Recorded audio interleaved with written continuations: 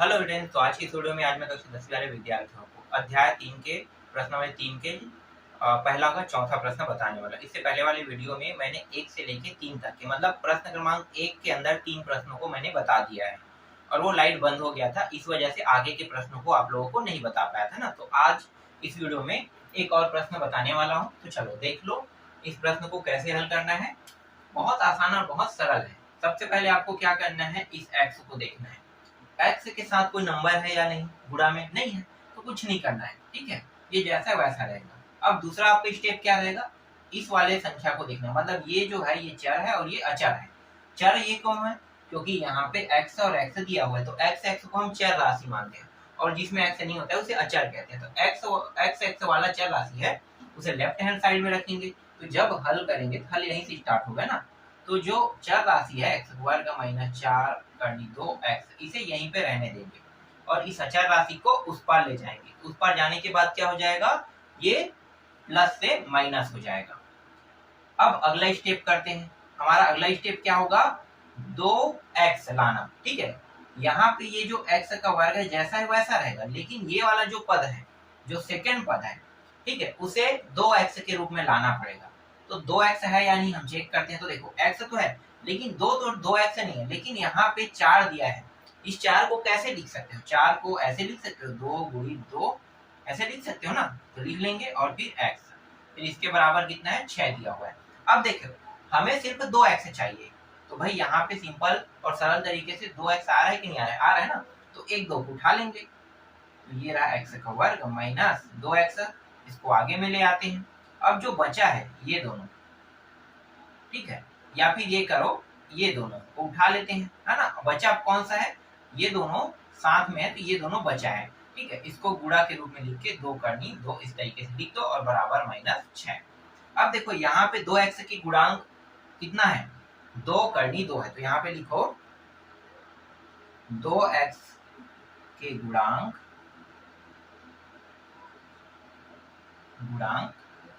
2 करनी 2 के वर्ग करके क्या करेंगे, दोनों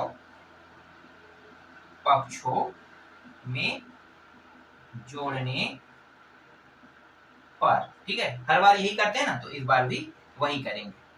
तो ये x का वर्ग जैसा वैसा रहेगा, फिर माइनस 2x गुणी 2 करनी 2 जैसा वैसा रहेगा। अब इसका वर्ग करेंगे, तो देखो इसके वर्ग करने पर जो मान आएगा यहाँ पे मैं लिख देता हूँ, ठीक है। तो 2 करनी 2 का गुणा करेंगे इस तरीके से, तो 2 2 अपने अपने अपने से गुणा होगा, है ना। तो 2 दूनी कितना हो गया, 4। अब देखो करनी वाला करनी के साथ गुणा होगा, ठीक है, करनी वाला करनी के साथ गुणा, तो ये दोनों तो आधा है, तो आधा करनी है, मतलब आधा आधा क्या हो गया, पूरा 2 हो गया। कैसे हुआ, तो देखो 2 करनी 2, अगर ये दोनों गुणा होगा तो एक ही करनी के अंदर आएगा। अब जोड़ा बनाना, जोड़ा से कितना बाहर निकल सकता है, 2, तो इस तरीके से 2 बाहर निकला। अभी ये दोनों अपने अपने अंकों से गुणा किया थे ना, ये 2 और ये 2 से, और ये करनी और करनी वाला करनी से गुणा हुआ था, लेकिन आपस में ये दोनों गुणा नहीं हो रहा था, है ना।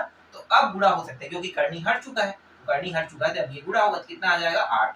तो यहाँ पे आ गया 8, ठीक है। या 8 नहीं लिखना चाहते हो तो यहाँ भी ऐसे करके वर्ग करके लिख सकते हो, ठीक है। फिर ये माइनस 6 और यहाँ पे भी वर्ग करेंगे, सेम यही प्रक्रिया।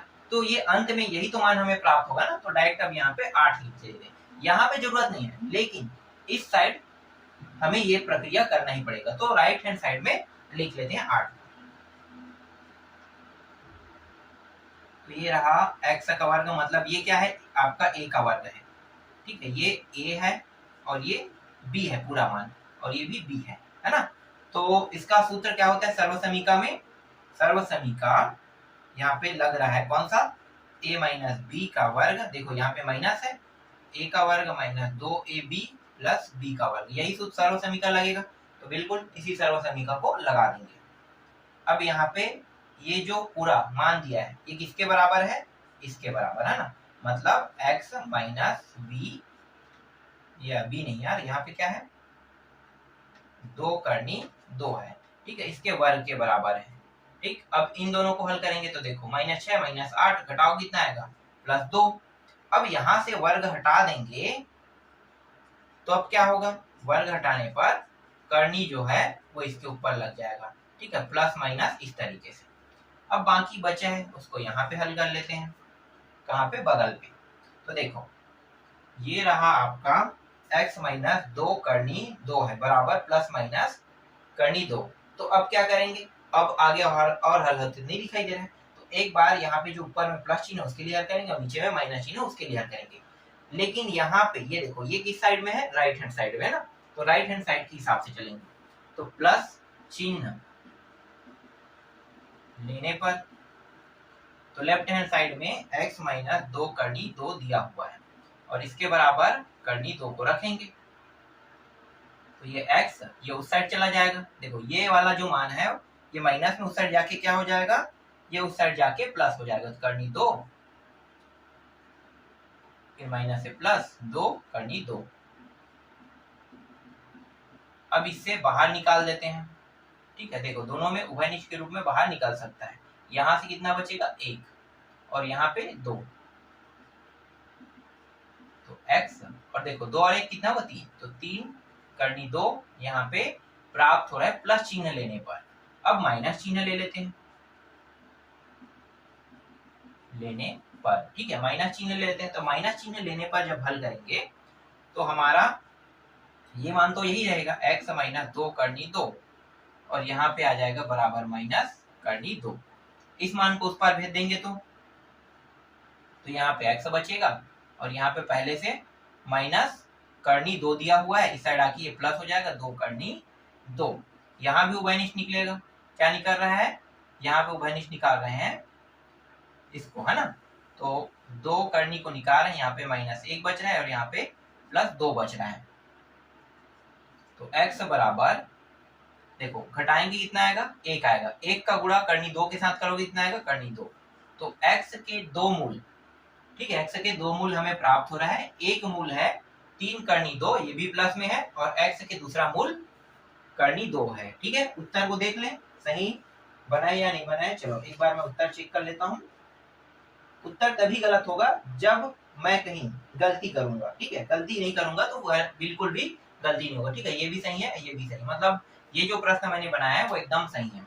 तो 1 से लेके 4 तक के प्रश्न लगातार मैंने बता दिए आप लोगों को। ये प्रश्न मैंने इसलिए आप लोगों को बताया है क्योंकि देखो यहाँ पे करनी दिया हुआ है और करनी वाले प्रश्नों को जब आप लोग देखते हो तो आप लोगों को कठिन लगता है, तो कठिन ना लगे इसीलिए इस चौथे प्रश्न को मैंने आप लोगों के लिए हल कर दिया। अब पांचवा और छठवा आप लोग स्वयं बनाना, ठीक है। अब प्रश्न क्रमांक दूसरा पे चलते हैं। पांचवा छठवा को जब बना के देखोगे तो वो भी एकदम आसान और सरल तरीके से बन जाएगा और आपको समझ में नहीं आएगा। ये वाले जो प्रश्न है ये वाला प्रश्न अगर आपको ज्यादा समझ में नहीं आएगा तो इसके बाकी जो 3 प्रश्न है उसको देखना, इसके पीछे वाले वीडियो में आपको मिल जाएगा और प्ले लिस्ट में आपको बहुत ही आसानी से लिंक भी मिल जाएगा। पुराना वीडियो पहले से डला हुआ है, ये तो नया वीडियो है, ठीक है। तो नया वीडियो भी लगातार डलते जा रहे हैं, तो नया वीडियो में भी आपको मिल जाएगा, तो आपको टेंशन लेने की जरूरत नहीं है। सब प्रश्न मैंने पहले से ही हल करके रखे हैं। जिनको भी अपने टीचरों से आगे जाना है वो लोग पुराने वीडियो को देख सकते हैं। थोड़ा बहुत वहां पे गलती होगा उनको सुधार लेना, क्योंकि प्रश्न बनाते बनाते कई बार क्या होता है कि बोलते अलग है लिखते अलग है, ठीक है, इसी वजह से थोड़ा सा गलती हो जाता है। चलो अगला देखो, दूसरा प्रश्न।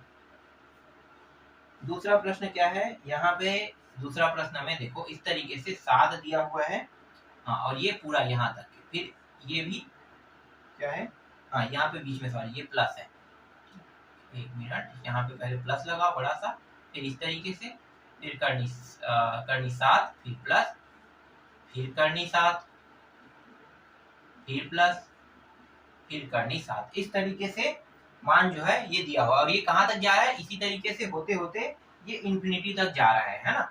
तो इसमें ज्ञात क्या करना है, ज्ञात करना है, ज्ञात करने के लिए कहा है, हल करने के लिए है, मतलब इसको हल करना है। तो सबसे पहले आपको क्या करना पड़ेगा, इसे मानना पड़ेगा, x हमने इसे मान लिया, ठीक है। तो ये जो मान है 7 प्लस करनी 7, फिर प्लस, फिर करनी 7, फिर ये रहा करनी 7, इस तरीके से इसे हमें क्या करना है, सबसे पहले पूरे को मान लेना है x, ठीक है। x मान लिए। अब देखो हमने माना किसको, इस पूरे को x माना है और ये कहां तक जा रहा है, इंफिनिटी तक जा रहा है, तो इन्फिनिटी तक जा रहे हैं। तो नौवीं क्लास के गणित जब आप लोग हल कर रहे थे ना, तब आपको पता होगा कि ऐसे प्रश्न, एक प्रश्न है और उसको जब हल कर रहे थे तो एक संख्या को छोड़कर बाकी पूरे संख्या को क्या मानना पड़ेगा। देखो इसको हमने पूरा x माना है, तो ये तो लगातार वही अंक है ना, तो एक संख्या को छोड़कर बाकी संख्या क्या बन गया, x बन जाएगा। ठीक है, क्या बन जाएगा, x बन जाएगा। कैसे बना पता चल गया। तो यहाँ पे x है, इसे आप लोग समीकरण 1 नाम दे दो। ठीक, समीकरण 1 हो गया। देने की भी जरूरत नहीं है, कोई बड़ी बात नहीं है, यहाँ पे ऐसे ही रखो। एक संख्या को हम लोगों ने यहाँ पे रखा और बाकी जितने भी संख्या, क्योंकि अनंत तक जा रहा है तो अनंत तक जाने वाले में हम लोग एक संख्या को छोड़कर बाकी संख्या को x मान सकते हैं, क्योंकि यहाँ पे हमने यही किया है। तो ये जो है ये कहाँ से आया, इसके बराबर, देखो ये पूरे के बराबर x कहाँ से आया, क्योंकि इसको हमने x माना है, तो ये x बन गया। अब क्या करेंगे, दोनों पक्षों में वर्ग करेंगे।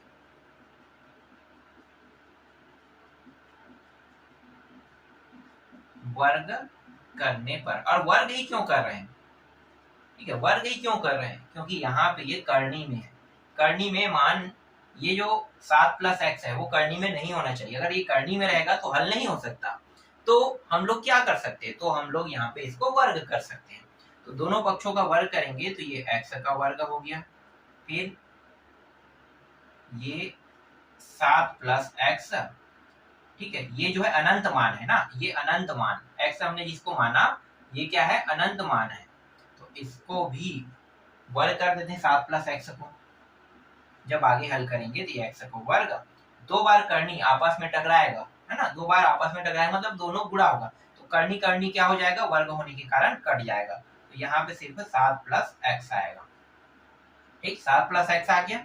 अब ये जो x का वर्ग है, x को इस पार ले आओ, तो x को इस पार ले आते हैं, तो ये x और 7 को भी इस पार ले आओ, तो -7 = 0। अगर 7 को इस पार नहीं लाएंगे तो पूर्ण वर्ग विधि से हल कर सकते थे, और इसमें ये नहीं कहा गया है कि ये जो प्रश्न है इसको पूर्ण वर्ग विधि से ही हल करो, कहा है क्या, नहीं कहा है। तो आप चाहो तो इसको पूर्ण वर्ग विधि से हल कर सकते हो, और नहीं चाहते हो तो आप इसको नॉर्मली हल भी कर सकते हो, गुणनखंड कर सकते हो, लेकिन ये गुणनखंड नहीं होगा क्योंकि यहाँ पे 7 है, और 7 दो संख्याओं का कभी भी गुणा नहीं होता। मतलब 7 का हम लोग कभी भी गुणा नहीं कर सकते, 7 हम लोग ला ही नहीं सकते गुणा करके, है ना, 1 गुणित 7 करेंगे तो आएगा। लेकिन यहाँ पे ये जो मध्य पद तोड़ने वाला है ये गड़बड़ा जाएगा, क्योंकि 1 और 7 का गुणा करेंगे तो घटाने पर 6 ही आ रहा है, जोड़ने पर 8 आ रहा है, तो ये तो गलत हो रहा है, हमें तो सिर्फ 1 लाना है, तो इसलिए इसका गुणा नहीं कर सकते। तो हमारे पास कई विधि है, कई विधि, जिनमें से एक विधि कौन सा है, आपका पूर्ण वर्ग विधि है। देखो एक विधि का नाम है पूर्ण वर्ग विधि, ठीक है, जिससे अभी तक हमने बहुत सारे प्रश्नों को हल किया है। और दूसरा विधि है सूत्र विधि। तीसरा विधि गुणनखंड है। गुणनखंड तभी हम लोग यहाँ पे लगाते हैं जब ये आसानी से किसी से भाग जा सकता था। ठीक है, तो गुणनखंड विधि भी यहाँ पे नहीं लगा रहे, तो ये विधि तो अभी लगा नहीं सकती, क्योंकि ये 7 जो है वो किसी से भाग नहीं जाएगा, मतलब दो संख्याओं के गुणा करने से बिल्कुल भी 7 प्राप्त हमें नहीं होगा, इसलिए गुणनखंड यहाँ पे हम नहीं लगा सकते। तो हमारे पास दो ऑप्शन है, या तो पूर्ण वर्ग विधि से हल करें या सूत्र विधि। चलो सूत्र विधि को थोड़ा सा जान लेते हैं। सूत्र विधि से मैंने अभी तक एक भी प्रश्न आप लोगों को नहीं बताया ना। तो सूत्र वर्ग विधि क्या होता है, तो देखो ये जो समीकरण है, तो यहाँ पे लिखो समीकरण और इसे एक नाम दे दो, समीकरण एक को मानक वर्ग समीकरण से तुलना करने पर,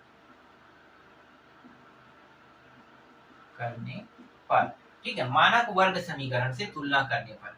अब मानक वर्ग समीकरण क्या है, यहाँ पे मानक वर्ग समीकरण का मतलब यहाँ पे थोड़ा सा बदल जाएगा, a x, ठीक है, वर्ग प्लस bx प्लस c, ये रहेगा, ठीक है, क्योंकि ये एक चर के रैखिक समीकरण है, तो यहाँ पे मानक वर्ग समीकरण ये रहेगा, इसके जैसा ही होना चाहिए, समीकरण एक जैसा ही होना चाहिए। तो ये समीकरण एक जैसा है, उसी को हम क्या कहते हैं, इसके लिए मानक वर्ग समीकरण कहते हैं।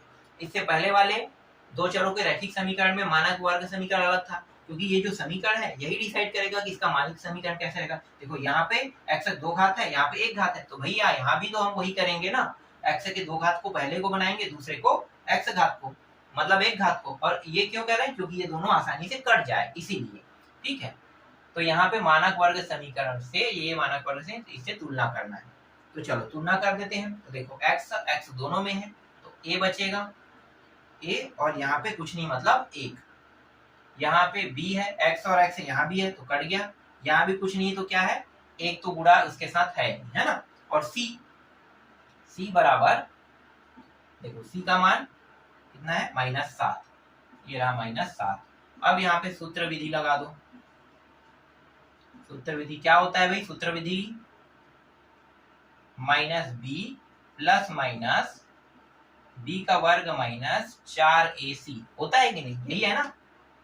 फिर 2a, अब इनके मानों को रखते जाते हैं, a b c के मान को यहाँ पे। तो ये माइनस b का मान कितना है 1, फिर प्लस माइनस, फिर b का वर्ग 1 का वर्ग, फिर माइनस 4ac 1 और c।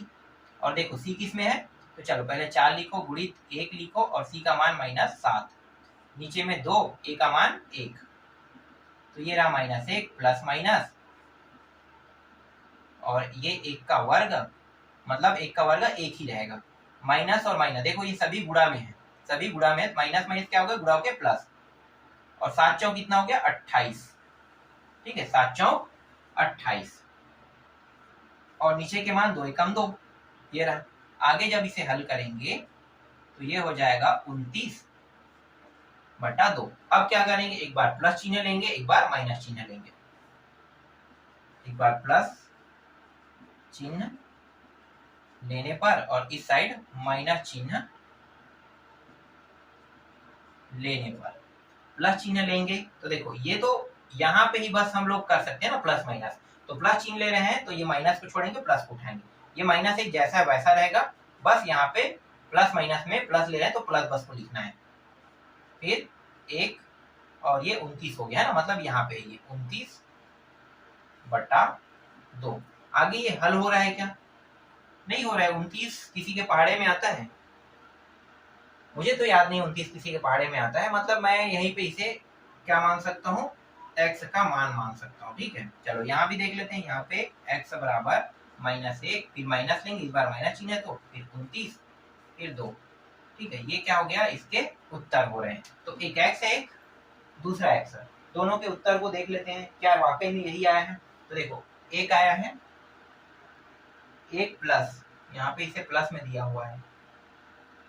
ठीक है, दोनों को मैंने माइनस में दिया है, ऐसा कैसे हो सकता है, यहाँ पे कहीं पे गलती मैंने कर दिया क्या। देखो यहाँ पे कहीं ना कहीं गलती थोड़ी हुआ है, हाँ हुआ है, कहाँ पे हुआ है पता चल गया। मुझे पता था मैं यहीं पे गलती करूंगा, क्योंकि पक्षांतर जब मैंने किया था ना उसी समय ये गलती हो गया था। तो सुधार लो भाई, ये रहा, सुधार दिए गलती। ठीक है, यहाँ पे b का मान क्या आएगा, -1 आएगा। अब b का -1 मतलब माइनस पहले से सूत्र में और इसका माइनस, दोनों गुणा होकर प्लस हो जाएगा, तो ये पूरा मान प्लस हो रहा है।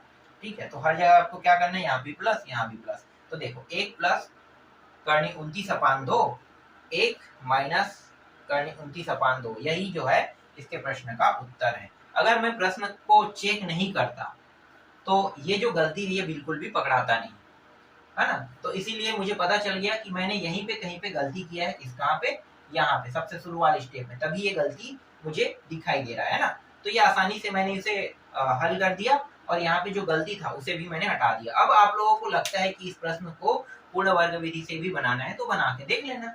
पूर्ण वर्ग विधि से अगर आप लोगों की एग्जाम में एक भी प्रश्न आ जाता है तो आपको तो हल करना पड़ेगा, लेकिन पूर्ण वर्ग विधि से प्रश्न आने के चांसेस बहुत कम होते हैं, और आ जाए तो इसके लिए तैयारी पहले से करके रखो, अच्छा रहेगा। और ये जो सूत्र विधि है ये भी अभी तक एक भी प्रश्न हमने नहीं बताया ना, तो ये भी मैंने आपको बता दिया कि ये सूत्र विधि से कैसे हल होता है। और गुणनखंड विधि होता तो मैं इसे आसानी से हल कर देता, तो गुणनखंड विधि से बनाने की जरूरत ही नहीं पड़ा, या ये कह सकते हैं कि ये बनता ही नहीं, क्योंकि यहाँ पे गलत मान दे दी। इसके जगह में अगर ये 6 रहता ना, 6, तो मुझे पता है कि 3 और 2 करता तो आसानी से ये 1 आ जाता और हल भी हो जाता, तो ऐसा कर सकते थे। ठीक है, तो ये प्रश्न क्रमांक दूसरा भी आपका कंप्लीट होता है।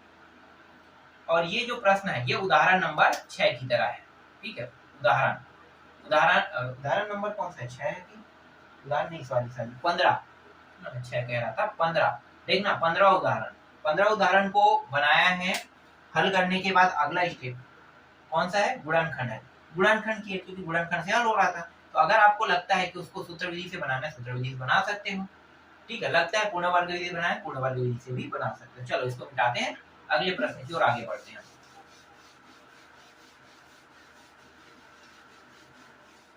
वीडियो जितना लंबा बनेगा उतना ज्यादा जीबी का बनेगा। 30 मिनट का वीडियो 10 साढ़े 10 जीबी का बनता है और डायरेक्ट मैं इसको अपलोड कर देता हूँ। तो समझ सकते हो, बिना एडिटिंग के मैं अपलोड करता हूँ। ये एक ऐसा क्लास है जिसे मैं लाइव तो नहीं ले रहा हूँ, लेकिन पूरा लाइव जैसे ही मैं इसे रिकॉर्ड कर रहा हूँ, क्योंकि जैसे मैं रिकॉर्ड करूंगा और तुरंत के तुरंत इसे अपलोड में डाल दूंगा। इंटरनेट स्लो इसलिए अपलोड होने में बहुत समय लगता है, वरना लाइव क्लास जैसा ये पूरा क्लास है समझो। बस एक मौका आपको नहीं मिल पा रहा है कि लाइव क्लास में क्या होता है, आप लोग थोड़े से हल करने के बाद कमेंट कर सकते हो कि हाँ यहाँ पे गलती हो गया, चलो सुधार लेते हैं। आप लोगों से चर्चा भी कर सकते थे, तो लाइव क्लास में ऐसा बन जाता है। लेकिन यहाँ पे चर्चा करके नहीं बनेगा, फिर भी मैं इसे अच्छे से आप लोगों के लिए बनाता हूँ। आप लोग ज्यादा से ज्यादा रिस्पॉन्स करोगे तो और जल्दी क्लास लूंगा, और धीरे धीरे अगर आप चलोगे, कम हो रहा है रिस्पॉन्स, तो फिर धीरे धीरे क्लास चलेगा। तो तीसरा प्रश्न देखो, दो क्रमागत प्राकृतिक संख्याओं के वर्गों का योग 85। दो क्रमागत, एक मिनट ऐसी मैं बता देता हूँ ना। दो क्रमागत, देखो ध्यान देना, दो क्रमागत प्राकृतिक या प्राकृत संख्याओं के वर्गों का योग। तो पहले तो प्राकृतिक संख्या को जान लो। यहाँ पे मैं लिख नहीं रहा हूँ प्रश्न, लेकिन मैं बता रहा हूँ प्राकृतिक संख्या क्या होता है। एक से शुरू होता है, 2 3 4, पहला अंक क्या है? एक। तो पहला अंक एक है, मतलब दो क्रमागत प्राकृतिक संख्याओं संख्या कह रहा है। तो दो प्राकृतिक संख्या तो पहले तो आपको मानना पड़ेगा, माना पहली प्राकृतिक संख्या बराबर x। ठीक है, x मान रहे हैं, तो x के मान को अगर मैं एक रखता हूं तो एक आएगा कि नहीं? ठीक है, अब दूसरा मुझे दो लाना है। ठीक है, पहली संख्या में यहाँ पे सिर्फ दो संख्या मानने के लिए है, तो पहली संख्या को मैंने x माना तो एक रखूंगा तो एक आ रहा है। ठीक है, दूसरी संख्या में भी एक रखूंगा। ठीक है, इसके बाद देखो दूसरी प्राकृत संख्या, ठीक है x है, तो एक तो इसमें रख रहे हैं तो इसमें भी एक रखेंगे, एक और एक, लेकिन आना चाहिए दो, तो यहाँ पे मैं क्या करूंगा, प्लस एक लगा दूंगा। ठीक है, अब देखो एक रख रहे हैं तो ये एक आ रहा है। ठीक है, इसके जगह में अगर मैं एक रखूंगा एक आएगा, इसमें भी एक रखूंगा तो कितना आ रहा है? दो आ रहा है, मतलब ये सही है। अगर ये तीन कहता, तीसरी, चलो इसको भी समझ जाना, तीसरी प्राकृत संख्या कहता है तो x तो लूंगा। ठीक है, x तो लूंगा, लेकिन इस बार कितना लिखूं? एक लिखूं, दो लिखूं या तीन लिखूं? कितना लिखूं तीन लाने के लिए? तो x मतलब एक, एक इसमें रखें, एक इसमें भी रहेगा, तो एक एक एक, तो ये एक आ गया, एक और प्लस एक, दो आ गया, फिर एक प्लस तीन लाने के लिए कितना रखूंगा? दो, तो तीन आ जाएगा। समझ में आ गया? अगर मैं चौथी कहता हूँ, चौथी x प्लस कितना रखूंगा? तीन रखूंगा तो चार आएगा, क्योंकि इसके जगह तो एक रखना फिक्स है, क्योंकि पहली संख्या एक है तो एक रखना फिक्स है। तो इस तरीके से पहली प्राकृतिक संख्या दूसरी प्राकृतिक संख्या के मानों को रखा जाता है। तो हमें सिर्फ दो प्राकृतिक संख्या चाहिए, तो दो प्राकृतिक संख्या मतलब ये रहा। ठीक है, प्रश्न क्या कह रहा है? दो प्राकृतिक संख्या, ठीक है, के वर्गों का योग 85 कह रहा है। अब इन्हीं दोनों के क्या करना है? वर्ग करना है। ठीक है, वर्गों के योग, तो माना पहली प्राकृतिक संख्या x और दूसरी प्राकृतिक संख्या x प्लस एक, तथा इनके वर्गों का योग, है ना, इनके वर्गों का योग। तो पहले वर्ग कर दो, तो वर्ग करेंगे तो x का वर्ग, ठीक है, और योग करने का मतलब जोड़ना, तो वर्ग इसका वर्ग कर दिए और फिर इसका भी वर्ग करते हैं, तो x प्लस एक, इसका भी वर्ग है, इस तरीके से। और जब जोड़ेंगे दोनों को तो 85 प्राप्त होगा कह रहा है। ये कहां से ले रहे हैं? प्रश्न के हिसाब से, तो यहाँ पे प्रश्नानुसार लिखो, ऊपर में लिखो। ठीक है, प्रश्न के हिसाब से हल करें तो प्रश्नानुसार तथा इनके वर्गों का योग x का वर्ग प्लस x प्लस एक का वर्ग बराबर 85। जब इसे आगे हल करेंगे तो ये रहेगा x का वर्ग, और ये जो है सर्वसमीका से है। कौन से सर्वसमीका? a प्लस बी का वर्ग, a का वर्ग प्लस b का वर्ग प्लस 2ab, यही आएगा। तो इसके जगह में रख देते हैं पहले वाला x का वर्ग, b ये है तो एक का वर्ग और प्लस 2, फिर इन दोनों का गुणा, तो x गुणित 1, तो 1 का गुणा किसी भी संख्या के साथ करो यही मान रहेगा, तो 1 को गुणा करने की जरूरत नहीं है। ठीक है, चलो कर देते हैं इसको भी इस तरीके से। फिर ये 85, आगे जब हल करेंगे तो देखो ये दोनों सेम सेम है, तो 2x का वर्ग हो जाएगा, फिर 1 का वर्ग 1 ही रहेगा, फिर 1 का गुणा इसके साथ करेंगे तो 2x, और फिर ये रहा 85, तो 2x का वर्ग प्लस 2x, और 85 को अंदर ले आते हैं। ठीक है, अंदर ले आएंगे कितना हो जाएगा, 1 के साथ घटेगा, तो घटने पर ये आ जाएगा। चलो नीचे वाले स्टेप में लिख लेते हैं, 84 होगा कि नहीं होगा ना, -84। अब इसको हल करने के लिए आपको कितने विधि, मतलब मेरे कहने का मतलब ये है कि इसको हल कर सकते हो, तो हल करने के लिए आपके पास कितने विधि है भाई, एक तो गुणनखंड विधि है, दूसरा विधि वज्र गुणन विधि जिसे हम सूत्र विधि कहते हैं, और एक है पूर्ण वर्ग विधि है। 3 विधि है, तीनों विधि में से किसी भी विधि से इसे हल कर सकते हो। तो उससे पहले देखते हैं कि ये आसानी से गुणनखंड हो रहा है कि नहीं हो रहा है, पहले चेक कर लेते हैं। तो गुणनखंड करने का तरीका क्या है, सबसे पहले इस नंबर को देखना है, आगे वाले में x के साथ क्या जुड़ा हुआ है, x के वर्ग के साथ 2 का गुणा हुआ है, तो 2 का गुणा मतलब इस 2 का 84 के साथ पहले गुणा कर लो, 84, तो ये 4 दूनी 8 और 8 दूनी 16। ठीक है, तो कितना आ रहा है, 168 आ रहा है। अब मध्य पद को इस प्रकार से तोड़ना है आपको कि तोड़ने पर जो पद तोड़ रहे हैं ना, और इसके जो नंबर प्राप्त हो उनका गुणा करने पर 168 आना चाहिए, और जोड़े या घटाए तो +2 आना चाहिए। ठीक है, तो अब उस संख्या को निकालते हैं। तो देखो मुझे तो इतना बड़ा संख्या का पता नहीं कि इसे कैसे निकालना है ना, तो मुझे बराबर बराबर पहाड़ा लेके देखना पड़ेगा। तो इसके लिए एक सिंपल तरीका है। ठीक है, सिंपल तरीका क्या है कि 1 6 8 को इस तरीके से क्या करोगे, गुणनखंड कर दोगे, 2 अट्ठे 2 चौके, फिर 2 से 2 चौके 2 दूनी, फिर 2 से 2 दूनी 2 एकम, फिर 3 से 3 सत्ते 21 और 7 एकम, इतना सारा हो रहा है ना। तो देखो अब मैं क्या करूंगा, 7 14 7 21, ये ज्यादा हो जाएगा। ठीक है, 2 दूनी 4 4 दूनी 8, या फिर ऐसे करेंगे 7 दूनी 14, और इन दोनों को देखो 7 दूनी ये 14 हो रहा है, यहाँ पे 14 गुणित, ठीक है ये सब गुणा है, यहाँ से हम लोग निकाल सकते हैं, किसी भी संख्या को तोड़ मरोड़ सकते हैं। ये तरीका बहुत अच्छा है, ये एनसीईआरटी के बुकों को पढ़ाने वाला, जैसे मैं भी पढ़ा रहा था तो मैं इन तरीकों को बता रहा था कि बहुत बड़ा बड़ा मान है, और अगर उनके मध्य पद को नहीं तोड़ पाते हो तो आपको इन तरीकों का उपयोग करना चाहिए। ठीक है, अब देखो यहाँ पे एक मान तो 14 निकल गया। ठीक है, मुझे +2 लाना है, तो मैं अपने हिसाब से निकाल रहा हूँ कि अगर मैं 7 और 2 का गुणा करूं 14, और देखो ये 2 दूनी 4, 4 कितना होता है 12, 12 हो रहा है ना, देखो 12 आ गया।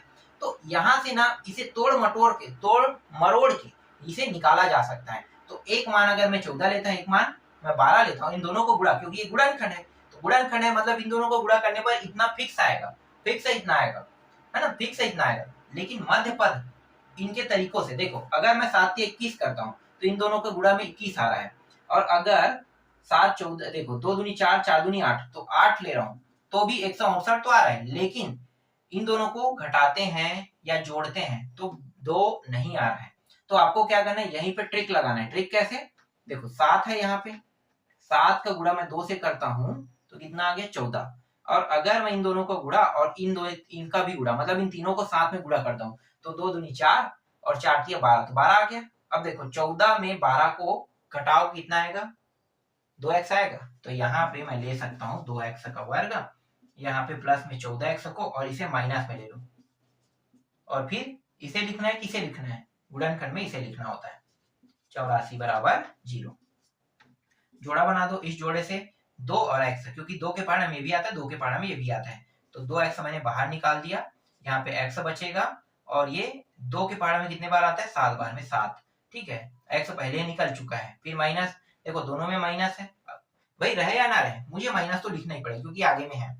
अब देखो 12 के पहाड़ा में 84 कितने बार में आता है, 7 बार में, तो 12 को भी बाहर निकाल देते हैं। ठीक है, अब जो माइनस में, देखो दोनों माइनस में, तो कोष्टक के अंदर क्या होगा, दोनों प्लस में हो जाएगा, तो यहाँ पे x बच रहा है, 12 निकल, जो 12 के पहाड़े में कितने बार में है, 7, तो 12 गुणित 7 अगर ऐसे लिखता हूं तो 7 तो निकल गया, समझो कहाँ पे, 7 तो कहना 12 तो निकल गया यहाँ पे, तो बचा कितना 7, तो ये +7। ठीक, बराबर 0। अब इसको क्या करेंगे, ये दोनों को देखेंगे जिसमें से x प्लस 7 उभयनिष्ठ के रूप निकल गया, और जो बचा है ये दोनों इसको दूसरे कोष्टक में 2x माइनस 12 बराबर 0। थोड़ा सा और है, इसको बगल में हल कर लेते हैं यहाँ पे। तो देखो ये जो x प्लस 7 है बराबर 0 एक बार लेंगे, और दूसरी बार 2x प्लस, ये प्लस नहीं माइनस है, माइनस 12 बराबर 0 लेंगे। चलो बारी बारी से इसको हल कर लेते हैं। तो x को यहीं पे रहने दे, 7 को उस पार, तो ये आ गया माइनस 7 हो जाएगा। तो यहाँ पे x का मान कितना आ रहा है, माइनस 7, और यहाँ पे 2x 12 को उस पार भेज दो तो ये प्लस हो जाएगा। फिर 2 के साथ 2 जो है x के साथ गुणा में है, तो ये क्या करेगा, 2 12 को भाग करेगा, 2 एकम 2 छक्के, तो यहाँ पे x का मान कितना आ गया, 6। देखो ये रहा दोनों का आंसर। तो x का मान माइनस 7 और x का मान 6। और यहाँ पे जो डिफिकल्टी है उसको हल करने का तरीका भी मैंने आपको बता दिया। एनसीईआरटी के जो बुक है ना, आप लोगों को तो एससीईआरटी का बुक है, सीजी बोर्ड का, अगर ये एनसीईआरटी का बुक होता तो बहुत सारे प्रश्नों को मैंने इन्हीं तरीकों से बनाया है। और अगर आपको उन वीडियो को देखना है तो वो भी वीडियो बना हुआ है एनसीईआरटी के बुक वाला। एनसीईआरटी के बुक को मैं बाद में फिर पढ़ाना बंद कर दिया था ना, कुछ ही अध्याय मैंने पढ़ाया था, उसके बाद मैंने बंद कर दिया था, फिर मैंने एससीईआरटी को ही पढ़ाना शुरू किया। तो एससीईआरटी में आपका जो सीजी बोर्ड का है उसी को देख रहे हैं। ठीक, देखते हैं उत्तर सही है कि नहीं, मैच कर लेते हैं। अभी माइनस 7 आया है और 1 का आया है, 6 आया है। ठीक है, दोनों का उत्तर है।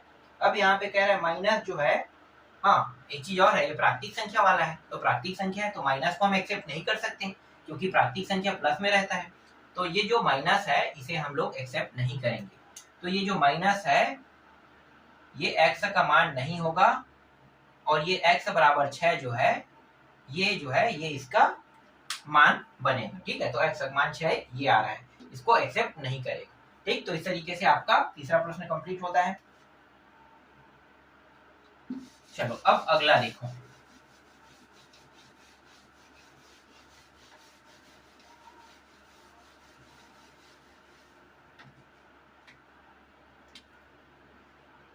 और कौन सा है, चौथा प्रश्न है क्या, और चौथा है, दो क्रमागत प्राकृतिक संख्याओं का गुणनफल 20 तथा संख्या ज्ञात कीजिए। यहाँ भी दो प्राकृतिक संख्या। अब भाई पहली प्राकृतिक संख्या क्या है,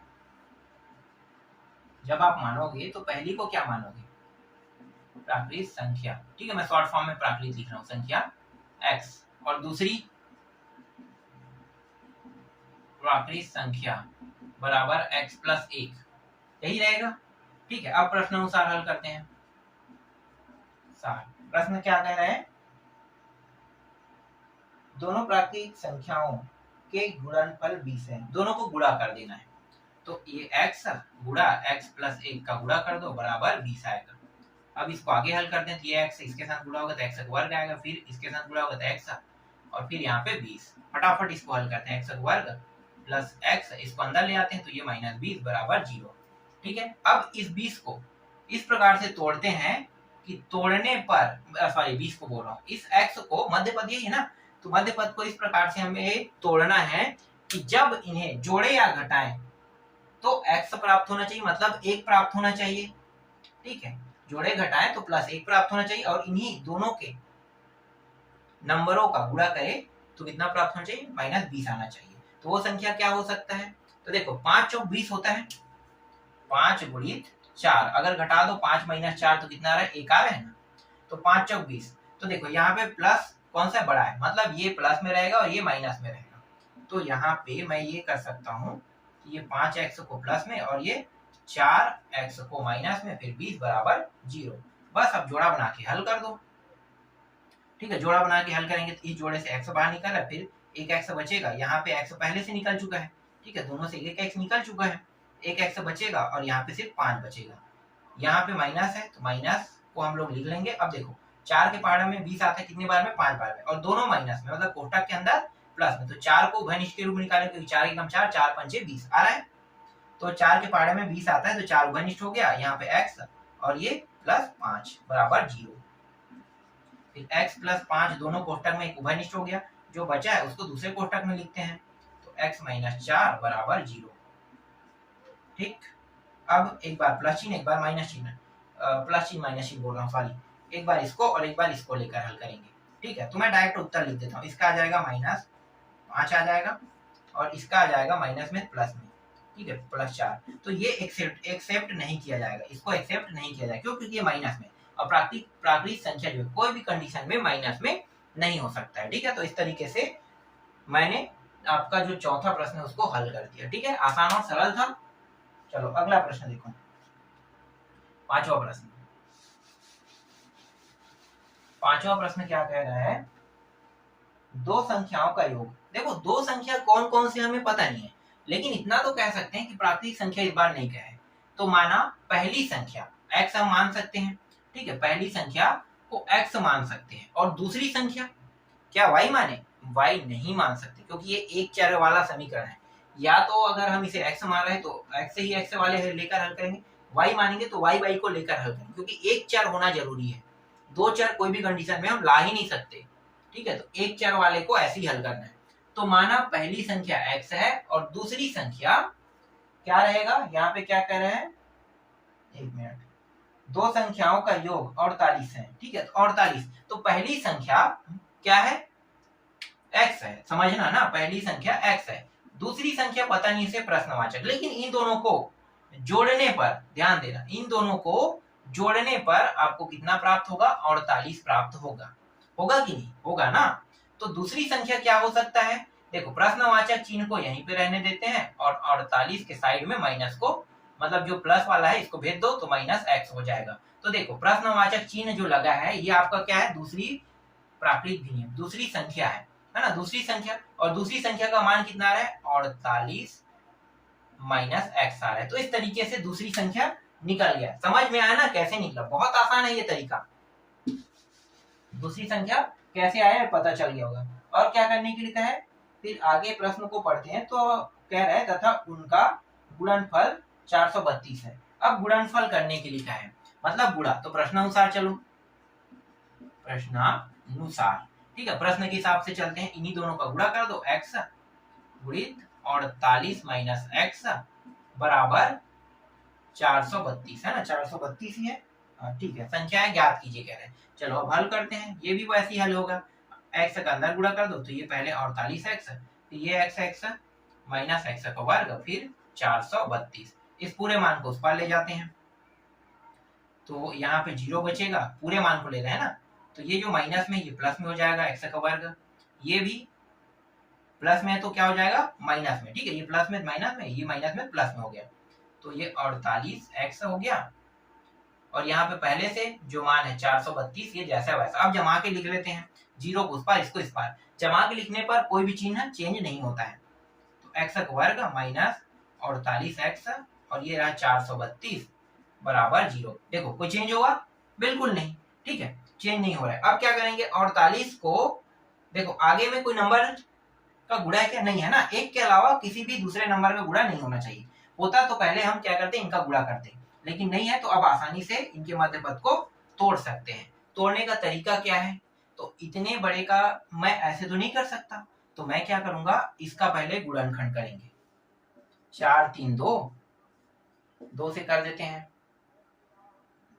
तो 2 दूनी 2 एकम 2 छक्के, फिर 2 एकम 2 शून्यम और 2 अट्ठे, फिर 2 से 2 पंचे 2 चौके, है ना, और ये कितने से जा रहा है, फिर 2 से 2 दूनी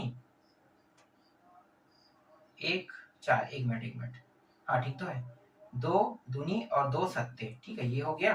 फिर 3 से 3 निया, फिर 3 तिया और 3 एकम, इतना आ रहा है। ठीक है, अब क्या करेंगे, यहाँ पे जो चिन्ह है ये बताएगा, मतलब हमारा जो दोनों मान है वो माइनस में रहेगा। माइनस में रहेगा मतलब 48 से छोटे नंबर रहेंगे, दोनों नंबर छोटा, और छोटा रहेगा तो इनका गुणनखंड जो है वो इतना ही आएगा। तो ये जो गुणनखंड है ये तो बता दिया है, यहीं से हमें निकालना है। तो देखो निकालते हैं, तो ये हो जाएगा 2 दूनी 4 दूनी 8, 8 दूनी 16, 8 या 24, ये नहीं होगा ना, पहले इनको देख लो। 3 तिया कितना हो गया, 9, 9 दूनी 18, 18 दूनी 36। अगर मैं ऐसा करता हूं तो दोनों के नंबर को बराबर बराबर के आसपास लेते हैं। देखो एक नंबर को ज्यादा एक नंबर को कम, तो 2 नंबर यहाँ से उठा रहा हूँ और 2 नंबर यहाँ से, कितना आ रहा है 36, ठीक है आ रहा है। और यहाँ पे क्या करूंगा, इन 2 नंबरों को और एक नंबर को यहाँ पे, तो कितना हो जाएगा 3 दूनी 6 और 6 दूनी 12 हो रहा है 12, तो गुणा कर दो 12 का। देखो इन दोनों का गुणा करेंगे तो 432 ही आएगा। अब इनको जोड़ के देखते हैं माइनस में, क्योंकि दोनों मान माइनस में रहेगा, तो कितना आ रहा है 6 और 2 8 और ये कितना आ गया 4, मतलब -48 आ रहा है। मतलब आपका एक संख्या -36 और दूसरा संख्या -12 रहेगा, ठीक है। तो मिल गया ये ना 36x - 12x प्लस 432। इस तरीके से बड़े संख्याओं का गुणनखंड इस गुणनखंड विधि से किया जाता है। तो जोड़ा बना दो, तो इस जोड़े से क्या बाहर निकल रहा है, देखो दोनों में x है, तो एक x दोनों से बाहर निकल जाएगा, फिर एक x बचेगा और यहाँ पे 36 बचेगा पूरा। यहाँ पे माइनस को तो लिखेंगे, 12 के पहाड़ा में 36 बार में आता है, तो 12 को बाहर निकाल लेते हैं। x जो है बाहर नहीं निकल रहा है कोष्टक के अंदर में, और कोष्टक के अंदर में देखो जब माइनस को यहाँ पे लिखेंगे तो कोष्टक के अंदर में जो मान प्लस में था वो माइनस में, माइनस वाला प्लस में हो जाएगा। तो ये माइनस में था तो ये प्लस में हो गया, और प्लस में है तो ये हो जाएगा माइनस। और 12 के पहाड़ा में 36 बार में आता है, तो 36 यहाँ पर डायरेक्ट लिख देंगे इस तरीके से। तो ये x - 36 आ गया और दूसरा है x - 12 आ गया। यहाँ से डायरेक्ट उत्तर निकाल लेते हैं, आपको पता है कैसे निकलेगा, है ना। तो ये x ये माइनस में मतलब +36 में आएगा उत्तर, तो ये हो गया। और x ये माइनस में 12 है तो ये भी प्लस में आएगा। तो एक मान 36 और एक मान 12 हमें प्राप्त हुआ। इस तरीके से आपका ये जो कौन सा प्रश्न था, पांचवा प्रश्न भी यहाँ पे बन गया। अब बचे हुए बाकी प्रश्नों को मैं आपको नेक्स्ट वीडियो में बताऊंगा, क्योंकि वीडियो बहुत लंबा बन रहा है और मैं यहाँ पे डायरेक्ट अपलोड कर रहा हूँ, इसलिए वीडियो को ज्यादा लंबा नहीं बना सकता, और बनाते रहूंगा तो बहुत टाइम लग जाएगा। इसलिए आज की क्लास को यहीं पे ओवर करते हैं, बाकी बचे हुए प्रश्नों को नेक्स्ट वीडियो में आप लोगों को बताएंगे।